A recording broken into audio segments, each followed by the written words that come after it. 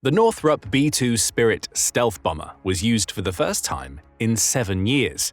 The mission? To blow up several Houthi underground bunkers in Yemen. Using the B-2 bombers this way could be considered overkill, as the Houthis didn't have any real means of defending themselves. But the devastation of Houthi pirates is not just about stopping this Yemeni insurgent force, it's about sending a message to the enemies of the US, and in more ways than one. How? Let's dig deeper into it.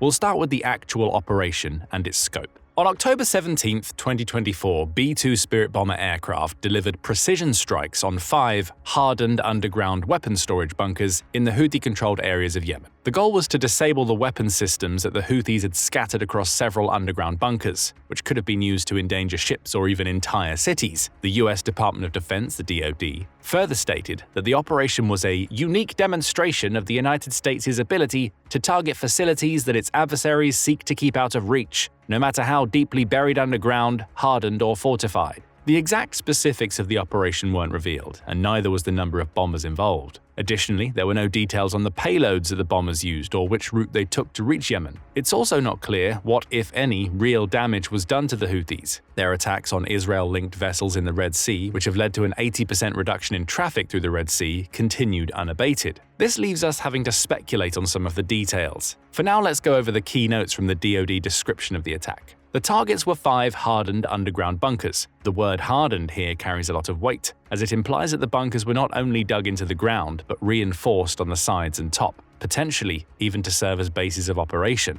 Then there's the second line about the US using the attack as a demonstration of its ability to target sites that were seemingly out of reach. That is, they would be out of reach for anyone apart from the US. When combined, the DoD wording directly implies that the choice of using B-2s was important for a few reasons. The first, and perhaps most obvious, is the fact that B-2s are capable of carrying so-called bunker-busting weapons. Now, the DoD didn't clarify whether the B-2s actually used a specific type of bunker-busting payload. However, there are a few likely candidates that could have been deployed in Yemen. The first is the 2,000-pound BLU-109 hard-target penetrating warhead. The warhead is made from a 1-inch thick steel casing and carries roughly 550 to 600 pounds of explosive, typically a TNT aluminium mixture called tritonal. Tritonal is roughly 18% more effective than pure TNT of the same weight. Like most penetrating warheads, the warhead's fuse is mechanically and electronically delayed. This means that the warhead doesn't explode on impact itself. Instead, the fuse starts when it detects that the casing has impacted the target. The reinforced steel casing penetrates through the ground or cement as deeply as possible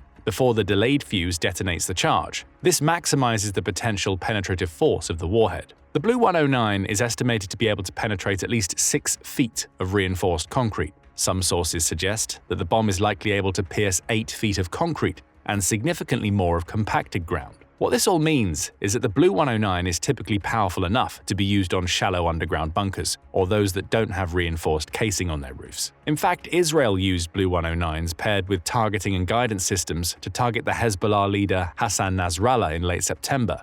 The attacks, which killed 33 people and wounded 195 more, showcased the potential for Blue 109s to be used not as bunker-piercing warheads, but as air-to-surface missiles. This indicates that they might have much more limited use in modern warfare. The other option would be the 4,000-pound GBU-28. Similarly to the Blue 109, the GBU, short for Guided Bomb Unit, is made from a steel casing that carries an explosive warhead. In the 28's case, the warhead initially consisted of roughly 630 pounds of tritonal. However, later designs of the GBU-28 increased the overall weight to 5,000 pounds and swapped the tritonal for a more potent explosive called AFX-757. While the explosive doesn't seem to have a much higher yield in terms of energy output, it's easier and cheaper to make and mold into the warhead, which could impact how many of these bombs the US could field and deploy. The GBU-28's penetrative power is estimated to be as much as 2.5 times that of the early Blue 109, thanks to the heavier casing and a longer penetrative rod. Some reports indicate the weapon could pierce through around 150 feet of earth or 15 feet of reinforced concrete. While only 2 GBU-28s were initially used during the Gulf War, a third was deployed during Operation Iraqi Freedom.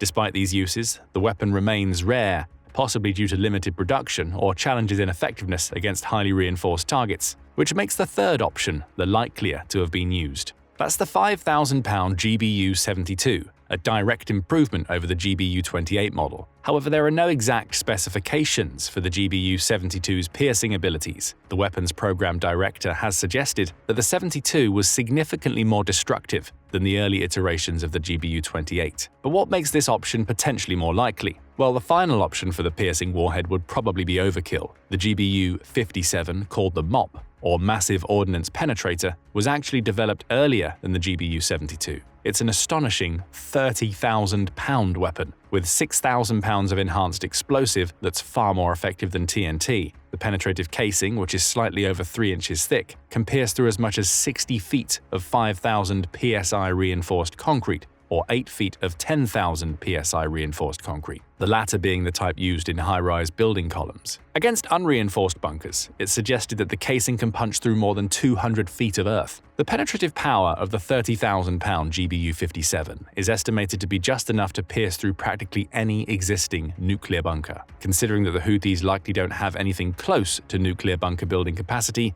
the GBU-57 would be a waste of valuable resources in Yemen. With the GBU-57 representing the upper range of penetrative power and the older GBU-28s the lower range, the GBU-72, the third option, can likely penetrate through about 30 feet of 5,000 psi reinforced concrete. Even this would probably be more than enough to completely demolish Houthi bunkers. However, there's another aspect that could have influenced which types of penetrative bombs the US used in Yemen: the targeting system. The GBU-28 contains a laser-guided system with inertial navigation and GPS capability. This allows the pilots to pre-plan the warhead's flight path and optimize a drop point so that the casing falls at the right angle and velocity, maximizing the destructive power. For the other two likely options, the bombs rely on dedicated GPS and inertial navigation systems with specialized tail kits. These kits incorporate advanced electronics along with aerodynamic fins and strakes that improve control. In some cases, these enhancements add another 15 to 20 miles of effective gliding range, allowing bombers to deploy the weapons from a greater distance. This means that even the older Blue 109 with an attached JDAM could prove to be deadly when used on reinforced bunkers. The lower weight of the 109s allows the B-2s to carry 16 of the munitions at once. With the JDAM system taking care of targeting and timing, the operators can use multiple munitions on a single bunker. The first weapon would dig a hole into the ground and pierce as deeply as possible, then explode. The second BLU would then use the hole created by the first as an entry point. This could potentially more than double their penetrative power, mimicking a significantly larger warhead. Additionally, the ability to carry multiple JDAM-enabled bombs on a single bomber allows the US Air Force to minimize the number of aircraft deployed. The move to use the B-2 specifically against an opponent as technologically disadvantaged compared to the US as the Houthi rebels likely doesn't have much to do with the Houthis themselves. Nor is the choice between the 2,000 or the 5,000-pound bunker buster bombs particularly important in terms of global geopolitics. Instead, it seems the US has used the B-2s to send a message to Iran. Iran has spent significant amounts to fund not only the Houthis, but practically all insurgent anti-Israeli groups in the Middle East. Additionally, Iran has been rapidly developing its own weapons systems. What Iran lacks in technology is compensated for by the quantity and variety of its missile stockpile, with 12 different types of missiles confirmed to be at its disposal. Notably, it appears that Iran has been sending its stockpiles of mid- to long-range missiles to its proxies abroad, allowing other anti-Israeli groups, including the Houthis, to repeatedly target Israel while retaining plausible deniability itself. Iran itself launched a massive attack on Israel on October 1, 2024, using 181 ballistic missiles, which are more difficult to target and intercept. However, Israeli defenses, coupled with an early warning by the US when the launches were detected, led to most of the missiles failing to make any significant impact in the country, at least according to Israel and supportive Western media. However, the missile attack was a clear indication that Iran is prepared to retaliate against Israeli aggression against it, such as attacking its consulate in Damascus and assassinating Hamas leader Ismail Haniyeh in a Tehran guest house, by attacking Israel directly rather than through its usual proxies. Why does this matter? Well, over the past few decades, Iran has moved most of its air force, command centers, storage facilities, and missile launch systems below ground. A prime example is the underground Oghab-44 hybrid tactical airbase, on which construction was shown to have begun before 2016. The facility overlooks important shipping routes in the Persian Gulf and the Strait of Hormuz. The hybrid part of the name is meant to imply that the base accommodates both manned aircraft and drones. The purpose of the base is seemingly simple. By making the base's runways open directly into the Persian Gulf, Iran has the opportunity to deploy its aircraft directly onto the sea, giving it first strike advantage when targeting US military bases scattered across the southern part of the Middle East, as well as various ships that the US Navy has put on permanent patrol throughout the area. A potentially even greater threat lies in the nuclear enrichment facility, reportedly buried deep within the Zagros Mountains. A design meant to evade detection and withstand destruction. US intelligence first uncovered signs of Iran's excavation efforts in 2009, though the exact timeline of the facility's construction remains murky. Once operational, this hidden stronghold could enable Iran to produce military-grade uranium. The country has previously only limited itself to creating uranium of a grade sufficient for power plants. However, after the 2015 Iran nuclear agreement was dissolved in 2018, Iran has blatantly started to ignore the restriction on making military-grade uranium, or something close to it. Currently, it's estimated that Iran's nuclear enrichment capabilities without the new facility are at 83% purity, close to the 90% needed for military use. The most recent satellite imagery of the complex near Natanz suggests that the facility is being built at a depth of between 260 and 330 feet. That would put it at a depth that conventional US bunker busters probably can't reach. Remember, the GBU-57 is rated for roughly 200 feet of earth or 60 feet of reinforced cement, not both. If, as expected, the base has a significant layer of protection, a single strike from a bunker buster bomb might not be enough to damage it. With the nuclear enrichment base built specifically to boost Iran's uranium refining capabilities, the country might finally be able to make military-grade uranium. While Iran suspended a protocol allowing short-notice inspections in February 2021, the IAEA continues to cooperate with Iran on a limited basis, conducting periodic inspections and seeking explanations for nuclear activity. Despite this, some analysts warn that Iran could be just weeks away from producing enough fissile material for an atomic bomb, should it choose to pursue one. However, before Iran could announce that it has a working nuclear bomb at its disposal, it would likely need to conduct several rounds of testing. These would need to use at least a bit of military-grade uranium to deliver enough data for the purposes of producing a full-scale bomb. With the US's surveillance and intelligence capabilities, it's highly unlikely that these tests will go unnoticed. So even if Iran does get close to making a nuclear bomb, the US and NATO would probably be aware of their progress. It's worth noting that the long-standing fatwa issued by Iran's supreme leader, the Ayatollah Ali Khamenei, against the production of nuclear weapons on the basis that this will be against Islam remains in place.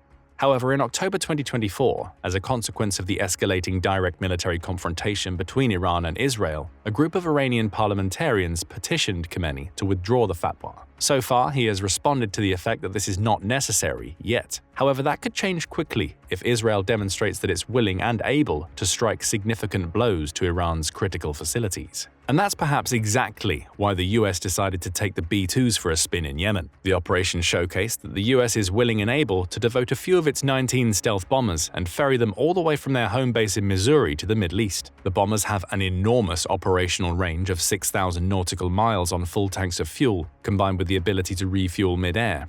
In a hypothetical mission to Iran, the B-2s could leave the Whiteman Air Force Base and then refuel off the coast of California, Hawaii, Guam, the Strait of Malacca, and Diego Garcia, south of the Maldives. From Diego Garcia, the entire Middle East is within the aircraft's operational range. Throughout the journey, which would reportedly last more than 40 hours, the aircraft will be able to practically avoid flying over any other country, maintaining its course solely through international airspace, making detection particularly difficult.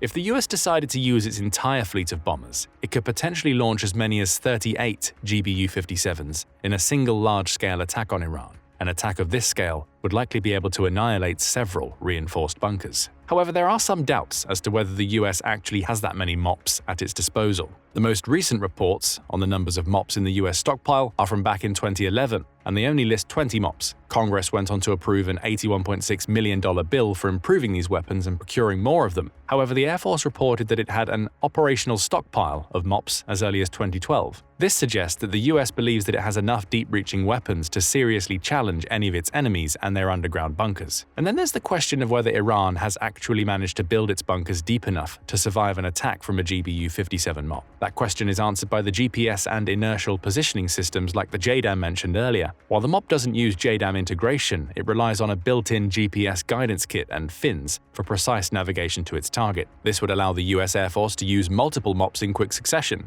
In some circumstances, the result would likely be similar to the way two smaller penetration bombs could be used, with the crater being made by the former becoming the entry point for the latter. While there are no confirmed reports of this strategy being tested with MOPs, this method theoretically means that two MOPs could clear nearly 400 feet of ground or 120 feet of reinforced concrete. But consider that the US can wield significantly more than just two MOPs. It's possible that multiple MOPs could stack on top of each other's craters to deliver payloads even deeper than that. With the October operation in Yemen showing that the US can use at least a few bombers at once without being challenged, this opens the door to large-scale stealth bombing operations that it's assumed Iran or its allies won't be able to predict until it's too late. If that's the case, the proposed 300-foot deep nuclear enrichment facility could potentially be leveled in as little as a week after the initial US plans have been drawn up. It should also be noted that most of the specifications for the bunker-busting capabilities of MOPs came from the late 2000s, when the weapon was initially designed and tested. No MOPs have ever actually been deployed in real combat.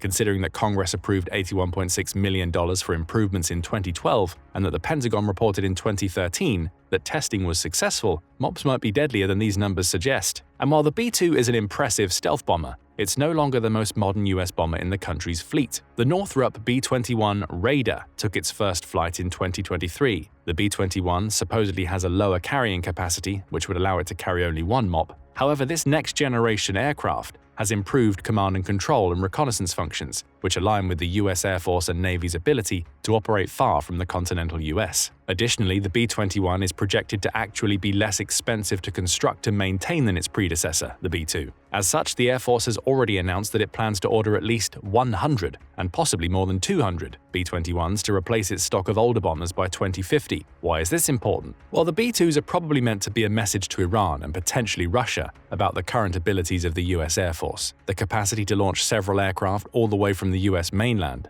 refuel them mid-flight, and deploy bombs that can tear through nuclear bunkers halfway across the planet demonstrates that the US could potentially eliminate an enemy's nuclear capabilities without deploying its own nuclear arsenal. For Iran, it's a clear warning not to develop its nuclear weapons any further. Additionally, with B-21s on the horizon, the US might sell a few B-2s to Israel, which can then use them directly against Iran if needs be. But for Russia, the message is somewhat different. The B-2s were developed in the middle of the Cold War, when the Soviet Union was considered the second best military in the world. A few decades after the collapse of the Union, according to most analysts, China has taken the coveted second place. The US priming its B-2s against Iran suggests that it's starting to discount Russia as a serious contender on the global stage. However, the showcasing of the B-2's capabilities in Yemen, coupled with the potential of the MOPs to annihilate underground bunkers, demonstrates the US's ability to target fortified facilities if needed. While Russia's Arctic nuclear power plants, such as Kola and Bilibino, are above ground, the threat posed by US precision strikes underscores the vulnerability of other hardened targets in the event of heightened conflict. But the unveiling of the B-21s might also deliver another message. The US was previously unwilling to use its B-2s liberally due to a low supply. These bombers' projected lifespans are now likely to be cut short due to obsolescence in the near future anyway. The US could start using B-2s for many more operations without compromising its overall deterrence,